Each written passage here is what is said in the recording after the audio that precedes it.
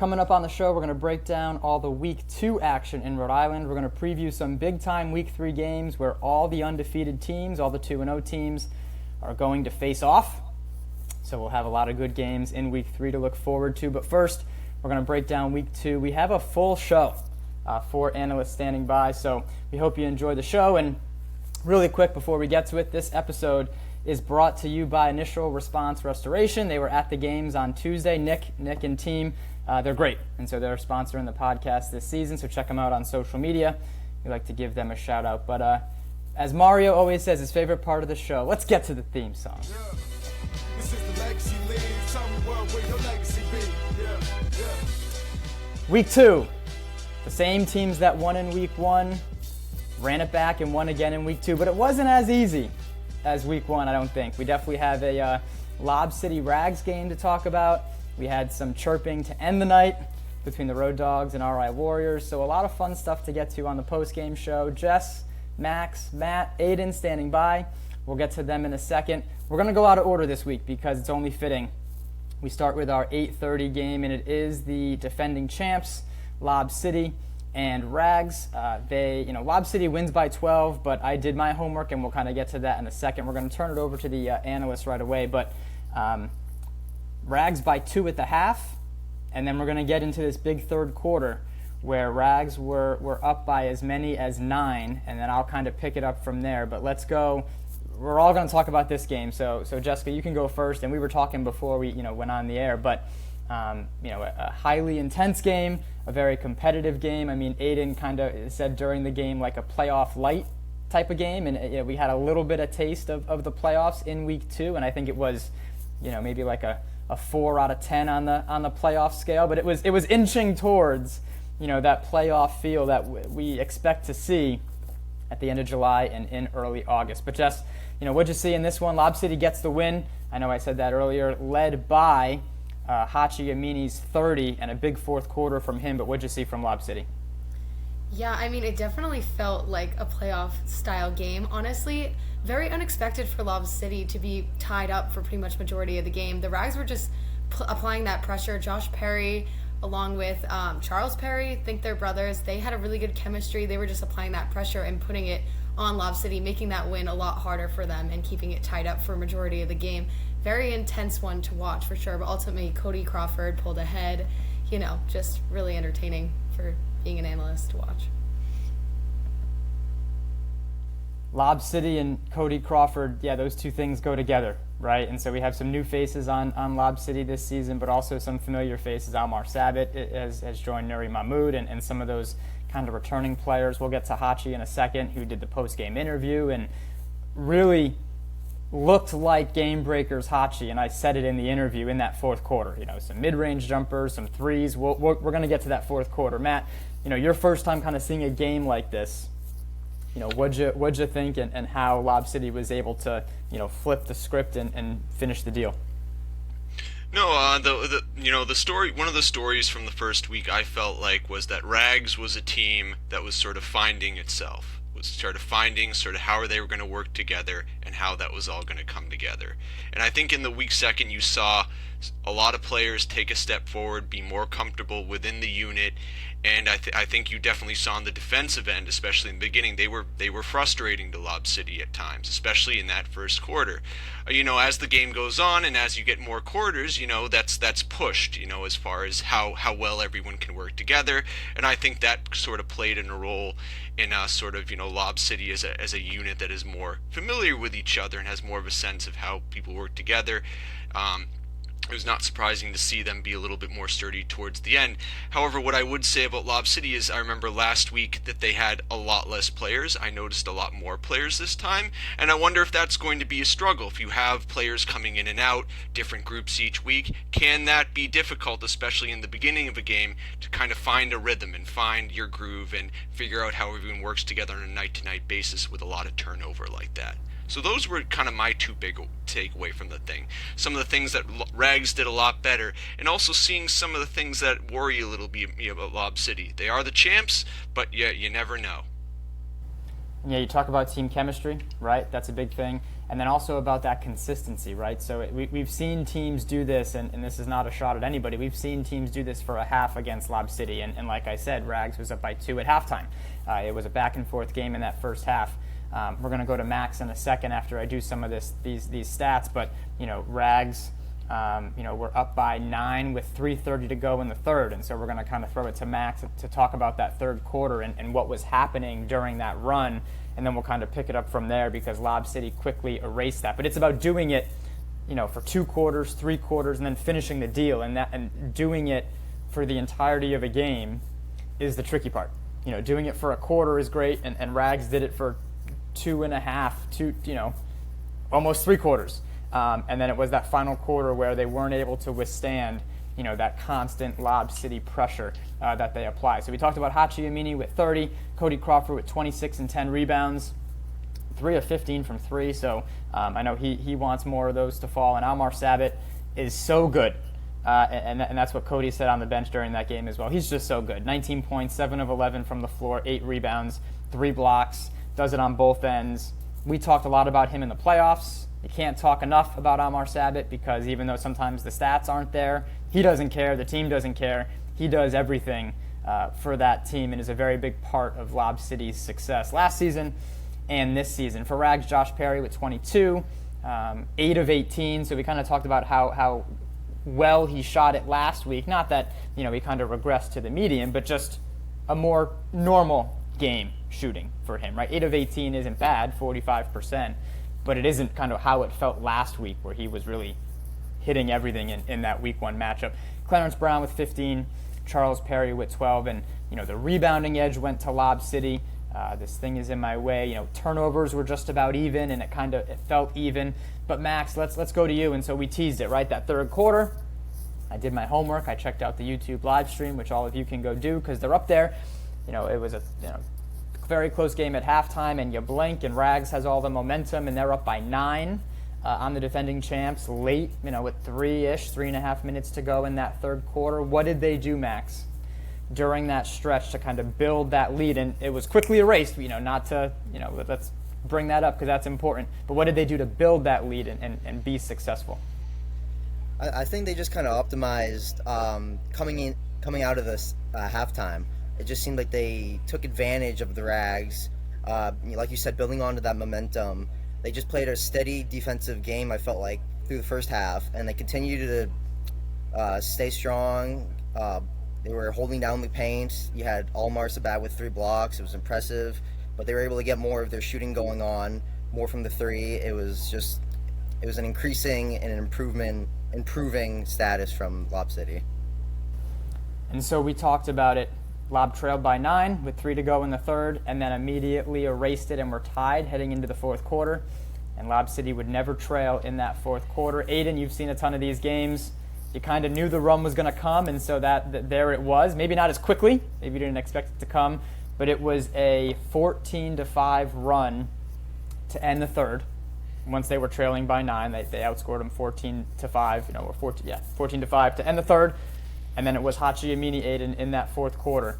And you've seen a lot of these games like I talked about. How does this stack up? Because was it, we have some different opinions, right? Rags definitely was doing it on the defensive end. They were getting stops. They were getting rebounds, controlling the paint.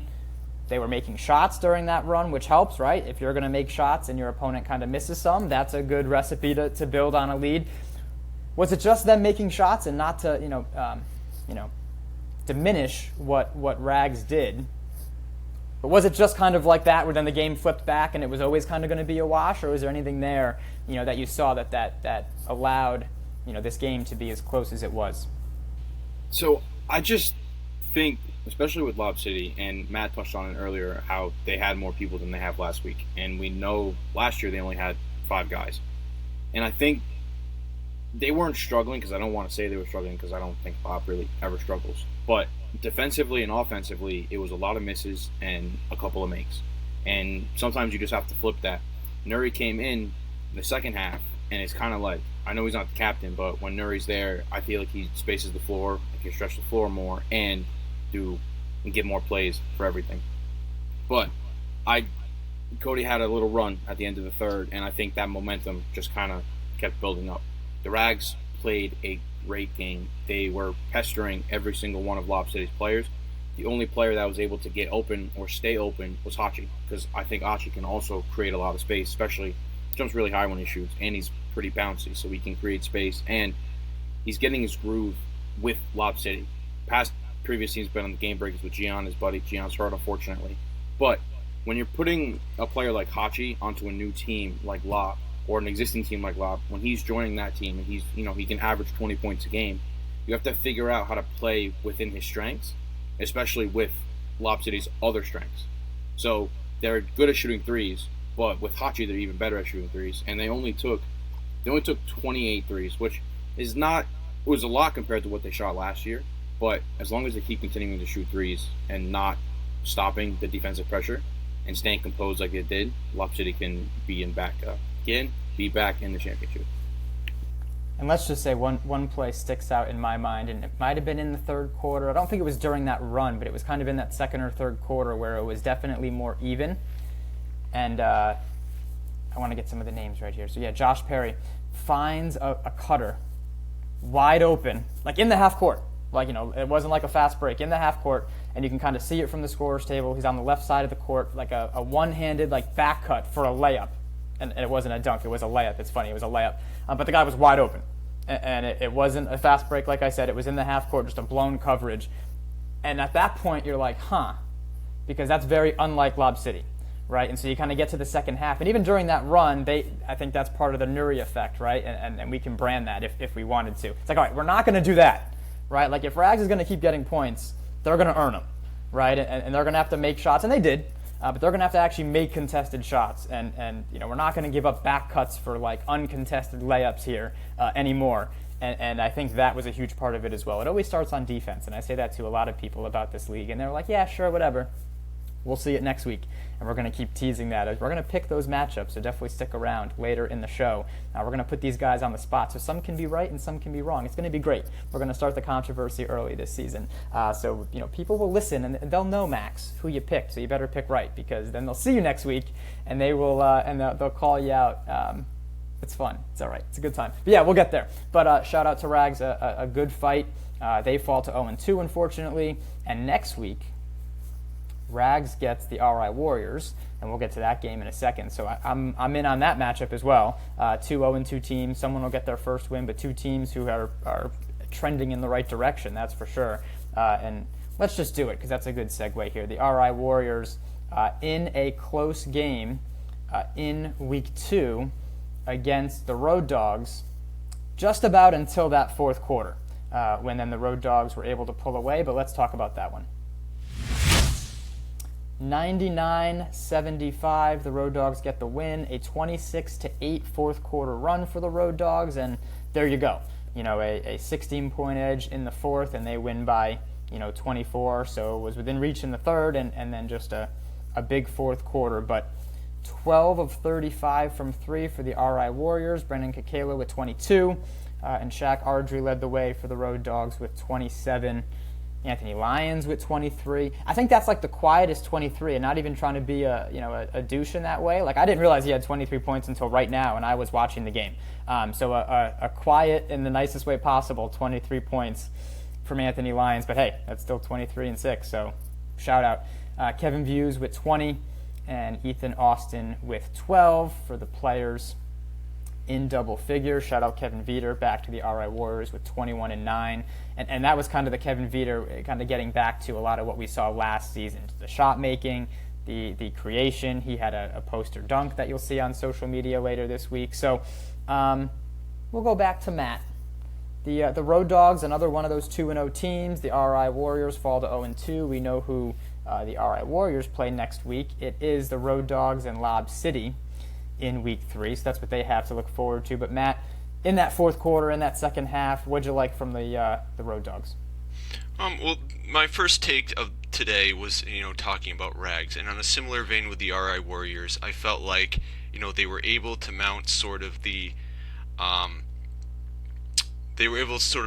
assault against strong opponents that they were able to, because they are teams that play with passion.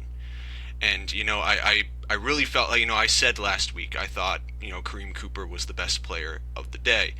And this week, I really felt like the Road Dogs' strength was how, over the course of the game, a very intense, very emotional game, just how they played together and how they sort of supported everyone. And, they really got some really key points from someone like Shaq Ardrey, who, if I'm being honest, I didn't even notice as much as a photographer, as a spectator in the first game, but really kind of in a very sort of John Sally sort of way said, I'm going to give the points. They're going to be a big part of this game and a big part of us keying out a very tough and very tricky opponent for us this week. Yeah, Shaq Ardrey, a name to know, that's for sure, because, you knew he was there in week 2, right? He made his presence felt throughout that one, hitting big shots and making sure that the RI Warriors knew he was there as well. Max, the Road Dogs, you can continue to touch on that. The RI Warriors, go whichever direction you'd like, but even just the stats again, really quick. Let's see. 44% for the RI Warriors and 64% shooting for the Road Dogs. So. A lot more free throws for the Road Dogs, and that's really stylistically just the two different teams kind of being different, right? And it was 14 attempts to 6 attempts, so not anything outrageous, but when you drive more than the other team, I mean, that's kind of what's going to happen. So Max, your second time seeing the Road Dogs. They get to 2-0, a big matchup looming. They'll be ready for that one to kick off week 3, but what'd you like from them in week 2? I really appreciate, especially in the second half, how they were passing around the ball more. It seemed like they were really locked in. They were communicating really well, and you could really tell the Warriors were kind of getting angry a little bit. They were a little falling behind, but they were still playing a tough game. But the Road Dogs were just completely taking advantage of all their strengths, and they found ways to get down the court, and it was really fun. There you go. And so the Road Dogs get to 2-0. We'll keep it moving. Because it was a larger win, but we know who both of those teams play. Let's get to the Halfway Crooks and Gold Rush, and it is the Halfway Crooks 114-76, taking the lead and winning that one for their second win. The Halfway Crooks, led by Kavai Simpson, a familiar name in the Legacy Leagues, but his first time on the Halfway Crooks with 38. Nick Lemoyne with 26, also for the Crooks to help lead the way. And only 5 of 20 for the Crooks from 3, so a constant, attacking the paint for them in this one. Kyle Wolf with 30, Tyler McNeil with 12 for the Gold Rush, who, shot 43% from the floor. Not bad, but when you're letting up, nearly 69% shooting the other way, it gets tricky, Aidan. And so, my favorite part of the show is making Aidan talk about the Halfway Crooks. Aidan, it's all yours. A second dominant win, but they get the Skyhawks next week, and we'll get to the Skyhawks week 2 game in a second. But Halfway Crooks Skyhawks will be very interesting. What'd you see from the Halfway Crooks that they can build on from week 2 into week 3? So what I saw from the Halfway Crooks, there was a whole lot of Kavai Simpson. I don't think I've seen the Halfway Crooks have a player like that, with just the impact of being able to drive to the rim, kind of dunk whenever he wants. And he was 1 of 8 from 3. It's his first game back, so adjusting to 8.5 rims is a little tougher, but I think he's a good 3-point shooter. And he did bank one in. It was only bank. Lawrence was making fun of it on the bench. But, again, I saw a lot of good team basketball. Like, there were a lot of leaks and a lot of cherry picking, but that's just how defensively it worked, unfortunately. So that's why Kavai had a lot of dunks. But a combined 90 points margin victory, 50 week 1, 40 week 2. As long as the Halfway Crooks continue to play like this, they'll be okay. But like you said, they play the Skyhawks next week, and that's a whole different level compared to the 2 teams you guys played before. No disrespect to the other teams, but they're not as good as some of the other teams. And we've seen the Skyhawks be dominant the last 2 weeks. So same with the Halfway Crooks.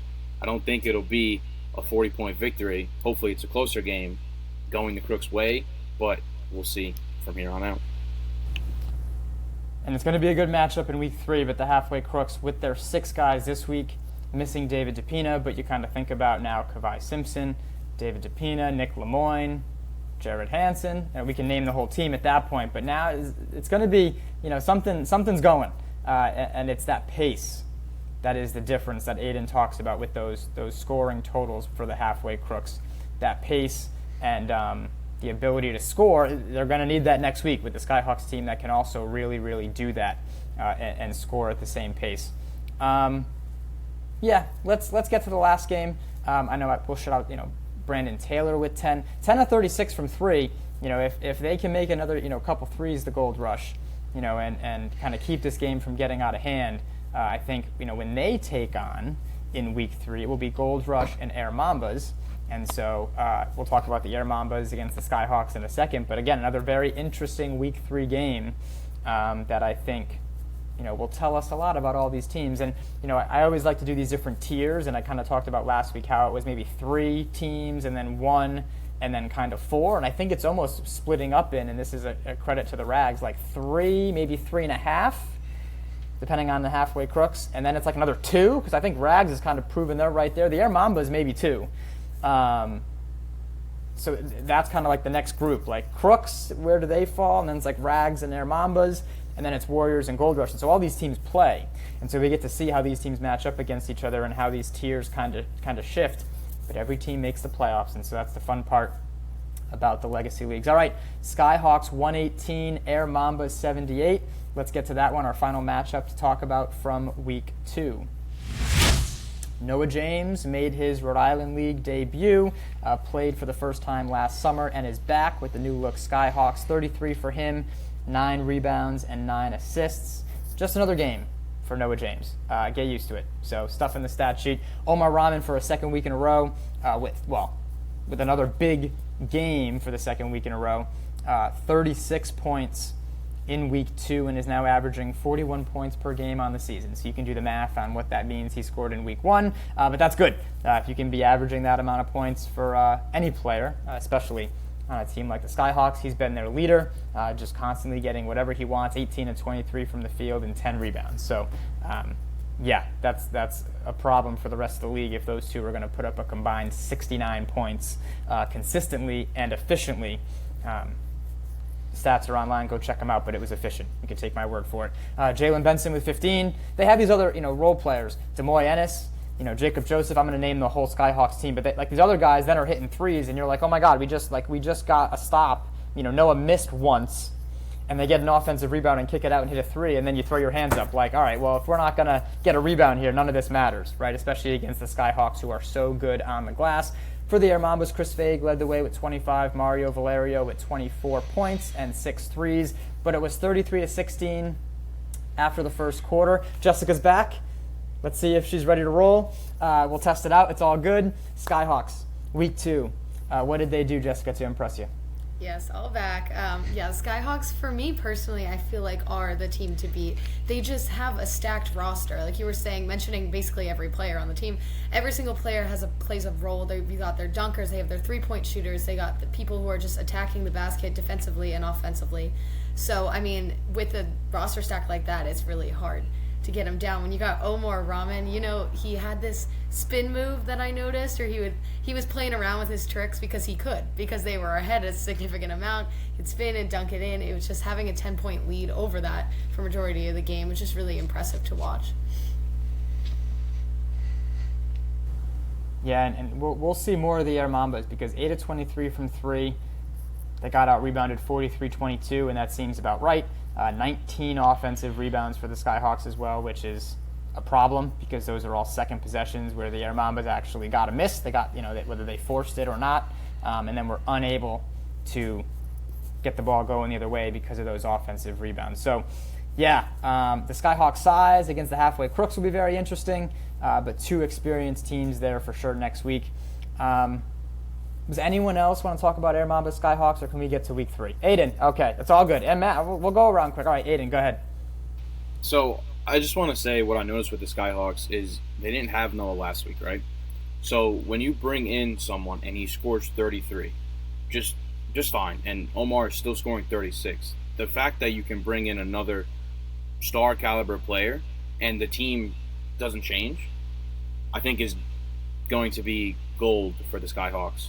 Fitting for their last color. I don't know why I said that, but I think their ability to play together and spread the ball is fire. And with the Mambas, I will say this, Mario already knows what I'm going to say, but they need to have a little more size. They're playing together more often. They still kind of need to figure out the matchups, but again, they were out rebounded by 21 rebounds.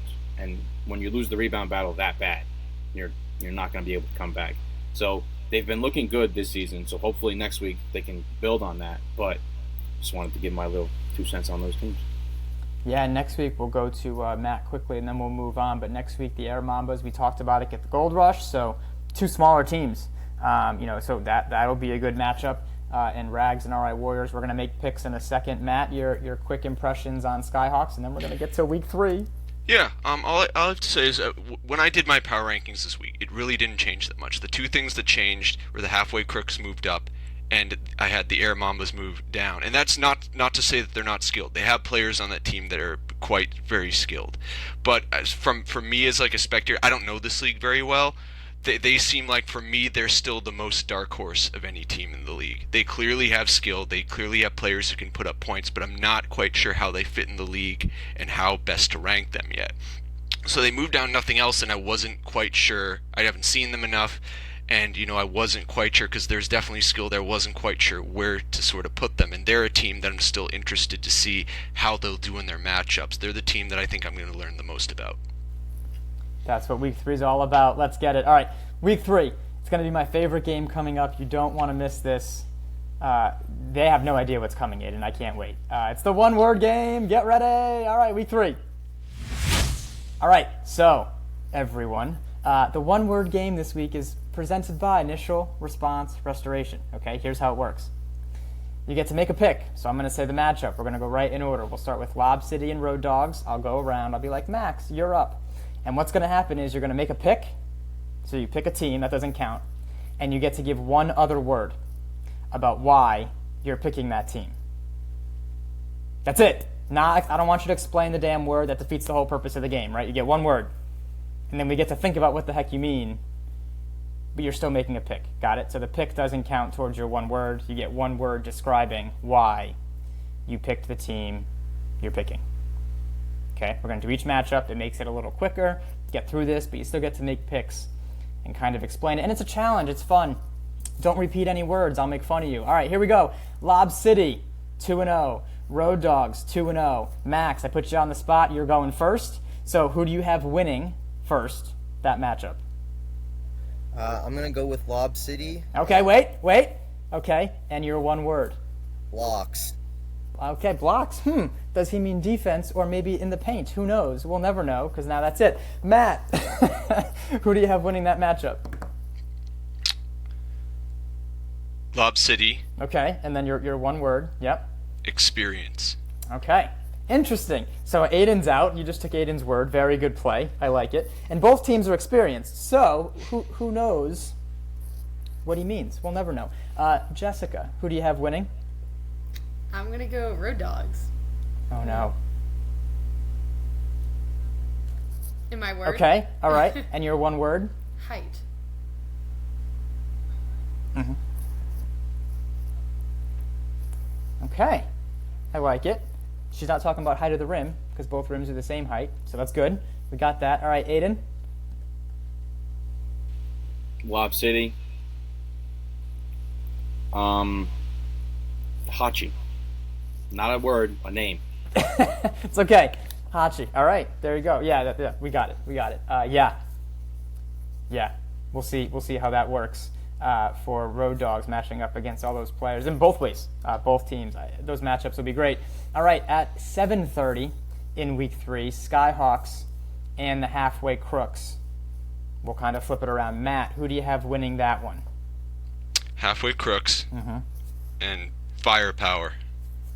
Interesting. Wow, all right, this is bad. When these people start picking my team, that's when we usually let people down. It's okay. All right, one for the Halfway Crooks. Max, who you got? Also Halfway Crooks and Efficiency. Okay, well, we better not miss, huh? All right, Aidan? Not picking the Halfway Crooks. I'm picking the Skyhawks. Rebounding. Fair. All right, good job. We're moving on. 2-1. And if Jess comes back, we'll catch her up. It's all good. Rags and RI Warriors, so two 0-2 teams looking for their first win. Aidan, we'll let you go first, so hopefully you take someone else's word. Rags and RI Warriors, right? Who you got? I am going to go with the Rags. And my one word is togetherness. I don't know if that's a word, but togetherness. Yes, and I don't want to ruin the surprise of this whole game, but we will see when someone does it and they break the rules, which is allowed. Max, all right, who you got in this one and why? I'm going to go Warriors and determination. Okay. All right, Matt? Similarly, I was going to go Warriors, and my word was desire. Okay. All right, and we'll, again, if Jess gets in, we'll let her catch up. It's all good. Stupid technology. All right, last game, Air Mambas Gold Rush at 9:30 to close out week 3. Matt, we'll go back around the other way. All right, who do you have winning in your one word? What were the teams again? No, okay. Air Mambas Gold Rush. Air Mambas, and I'd go. The word is do. Okay, we'll never know. Max, you're a winner, and your one word. I'm also going to go Air Mambas and Chris. Figure it out. All right, Aidan. It's going to be a clean sweep. I'm also picking the Air Mambas. My word is experience. All right, a little repeat. We'll let it slide. I don't see Jess, so I don't want to risk it. We'll have her just announce her picks before every game. We'll just make her yell at the court, and then you all will know exactly who she picked. It's all good. All right, so Air Mamba is a clean sweep. We had 2-1 for the Crooks. Like, what is going on in this world? I think it was 2-1 Rags. I can't remember. It's all right. Warriors, right? Thank you, Aidan. 2-1 Warriors, and nobody pulled off. For those of you that have listened to this game before, none of you took advantage of the hyphenation of 2 words that shouldn't be hyphenated. You just go rogue and you just be like, I'm going to hyphenate. You get the idea. You just make up 2 words that aren't normally hyphenated, and it's one word now. So good job. You guys actually followed the rules. Is firepower hyphenated? He might have just. I don't know. I think it's one word. I think you actually follow the rules. Now you guys know. So next time you get to get creative, and you're picking up what I'm putting down. You'll see how they'll just start breaking the rules left and right. Aidan, good job. I don't know who's a winner, who's a loser. It doesn't matter. We'll find out after week 3 because you guys made picks. I love it, and the players listen. As you know, I've already gotten compliments about the show. So thank you to everybody who listened. Good job to our analysts. That's the week 2 post-game show. Week 3 is going to be a loaded night of games. So it's going to be on Tuesday, June 17th. I should probably talk. Oakland Beach Boys and Girls Club, 6:30, 7:30, 8:30, 9:30. Also live on our YouTube channel. You can watch all the games. We'll be back to break down those games next week on the Week 3 post-game show. Shout out again to Nick and our sponsor, Initial Response Restoration. We love it. The one-word game, we have a sponsor for it now. That's the best part of this whole show. You guys followed the rules and made some picks. So we'll see who's right and who's wrong next week. That's the post-game show. Good job, everybody. And thanks for listening and watching on the YouTube.